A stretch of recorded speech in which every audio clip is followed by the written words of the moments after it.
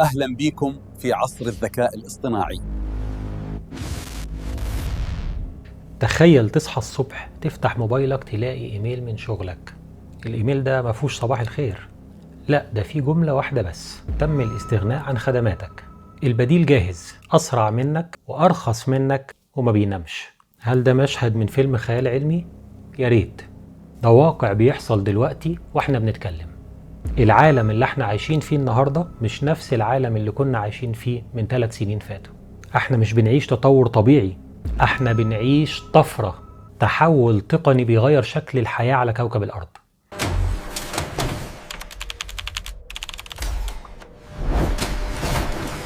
الذكاء الاصطناعي ما بقاش مجرد أداة بتساعدك تكتب إيميل أو تظبط صورة، لا، الموضوع كبر لدرجة إن بقى فيه سؤال واحد مرعب بيدور في عقل كل واحد فينا، من المبرمج للدكتور ومن المحاسب لصانع المحتوى: هل أنا بقيت قديم؟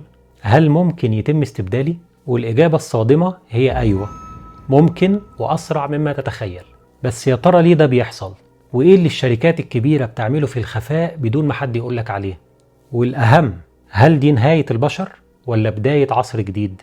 في الفيديو ده هنعرف مع بعض إيه اللي بيحصل، وهقولك على السر اللي يخليك أنت اللي سايق الموجة مش بتغرق فيها.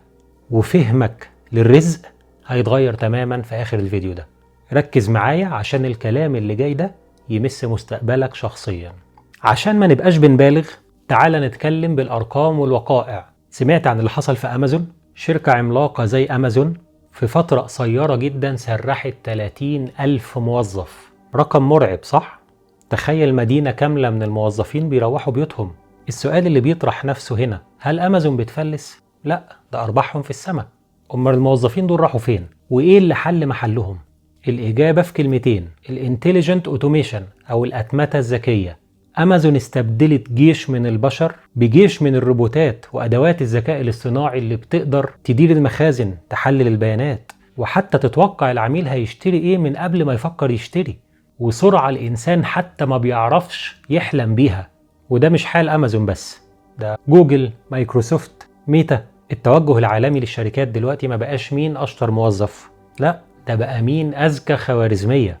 المدير التنفيذي النهاردة بيفكر: ليه أدفع مرتب وتأمين وأجازات مرضية لما ممكن وكيل ذكاء اصطناعي يشتغل 24 ساعة 7 أيام في الأسبوع وبدون غلطة واحدة؟ طب هو يعني إيه أصلا ذكاء اصطناعي؟ وإيه الفرق بينه وبين الكمبيوتر اللي احنا عارفينه من زمان؟ وليه مرعب أوي كده؟ هنا بقى ندخل في الجد، ركز معايا في اللي جاي.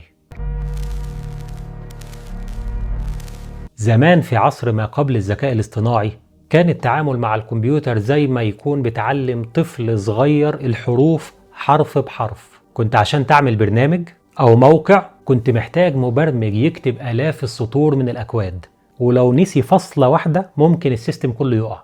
كان الكمبيوتر ممكن نقول إنه غبي لكن منظم، بينفذ اللي بتقوله بالحرف، لا بيفهم سياق ولا بيستنتج معلومة. دلوقتي الوضع اختلف 180 درجة. الذكاء الاصطناعي مش مجرد آلة حاسبة متطورة، ده عقل إلكتروني بيتعلم. الفرق الجوهري هنا هو في قدرته على التعامل مع البيانات. الإنسان الطبيعي عشان يقرأ كتاب محتاج له أسبوع، عشان يحلل ملف إكسل فيه 1,000,000 صف محتاج له شهر. الذكاء الاصطناعي بيعمل ده في جزء من الثانية، ومش بس بسرعة، لا ده فهم، بيقدر يشوف الأنماط اللي عقلك البشري لا يمكن يلاحظها. يقدر يربط بين معلومة طبية في الصين ومعلومة هندسية في أمريكا ويطلع لك باختراع جديد في لحظة. احنا اتنقلنا من عصر البحث عن المعلومة زي ما كنا بنعمل سيرش على جوجل لعصر توليد المعرفة. انت مش بتسأله عن المعلومة، انت بتقوله يعمل الشغلانة اللي انت عايزها بالمعلومة دي. بس تفتكر الموضوع وقف عند شات جي بي تي وانك تسأله ويرد عليك؟ لا، دي كانت مجرد لعبة في الأول. اللي بيحصل دلوقتي هو ظهور الوحوش الحقيقية اللي بنسميهم وكلاء الذكاء الاصطناعي أو ال AI agents، ودول بقى حكاية تانية خالص. لحد وقت قريب كنت بتدخل على ال AI تديله أمر وينفذه وشكرا. الجديد بقى واللي بيخلي الخبراء نفسهم مذهولين هو ال AI agents أو الوكلاء الأذكياء. يعني إيه؟ يعني كيان برمجي مش بس بيرد عليك، ده بيتصرف. تخيل انك عندك موظف اديته هدف عام: اعمل لي حملة تسويقية لمنتج قهوة جديد. ال AI العادي هيكتب لك نص الإعلان، لكن وكيل الذكاء الاصطناعي هيعمل ايه؟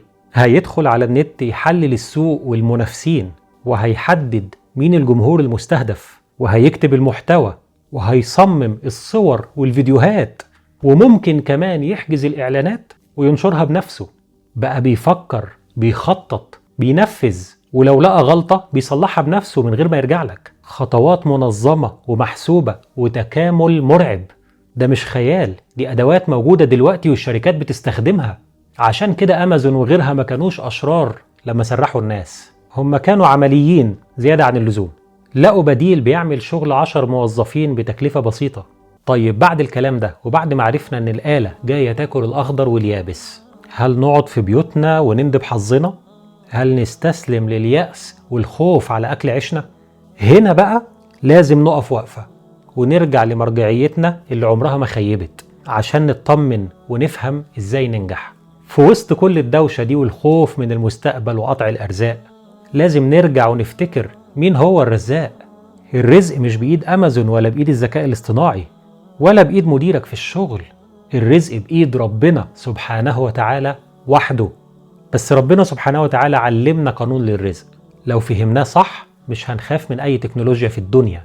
سيدنا النبي صلى الله عليه وسلم بيقول في حديث عظيم جدا بيشرح فيه معادلة النجاح والرزق: لو أنكم تتوكلون على الله حق توكله لرزقكم كما يرزق الطير تغدو خماصا وتروح بطانا. الرسول صلى الله عليه وسلم ما قالش لرزقكم وانتوا قاعدين أو لرزقكم وانتوا نايمين، لا، ده قال تغدو، يعني بتصحى بدري وتطير وتتحرك وتسعى. الطير بيخرج خماصا، يعني معدته فاضية وجعان بس عنده يقين ان الرزق موجود وبيتحرك له. لو فهمنا الحديث ده بمعنى التواكل واننا نقعد ونقول يا رب ارزقنا، يبقى فهمناه غلط. الحديث ده هو قمة الدعوة للأخذ بالأسباب.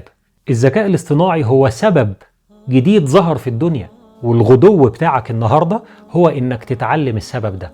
تاخده يعني تطور مهاراتك، تاخده يعني تتعلم ازاي تستخدم الاي اي لمصلحتك بدل ما تخاف منه، تاخده يعني تكون مرن وتسبق بخطوة. ربنا اللي رزقك قبل الاي اي هو اللي هيرزقك بعده، بس شرطه السعي.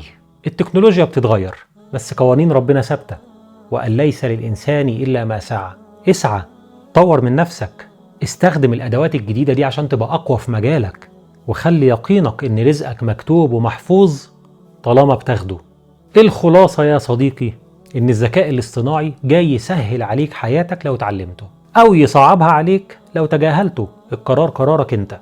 ما تخليش الخوف يشلك، خليه يحركك. لو عجبك الفيديو وحسيت إنه غير تفكيرك ولو بنسبة 1%، يا ريت تعمل اشتراك وتفعل الجرس عشان يوصلك كل جديد بننزله عن إزاي تطور من نفسك وتواكب العصر. والأهم من اللايك والكومنت، شارك الفيديو ده مع صاحبك اللي خايف من المستقبل أو اللي محتاج زقة أمل ويقين بالله. شكرا ليكم واشوفكم الفيديو الجاي. سلام.